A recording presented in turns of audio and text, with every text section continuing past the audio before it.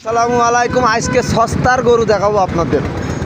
আপনারা বুঝতে পারছেন আজকে যে গরু দেখছে না, আজকে 650 টাকা কেজি গোস্ত বেচবো, তারপরেও মনে করেন গোস্তই লাভ হতে হবে। এরম গরু আজকে দেখাবো আপনাদের। আজকে দেখাবো 3টে গরু কিনলাম 1.5 লাখ টাকা দিয়ে। মানে আজকে ধামাকা অফারে কিনিস 3টে ভাড়াতে 1.5 লাখ টাকা দিয়ে গরু কিনলাম। আপনারা দেখতে পাচ্ছেন 3টে গরুর দাম 1.5 লাখ টাকা। এই যে আমার এই ভাইয়ের কাছ থেকে কিনেছে, আমার ভাইয়ের এখন আমার বাড়ি পৌঁছে দিয়ে আসবে। ও ভাই ভাই, এই গরুর যেন সমস্যা না হয় একটু, বুঝলেন?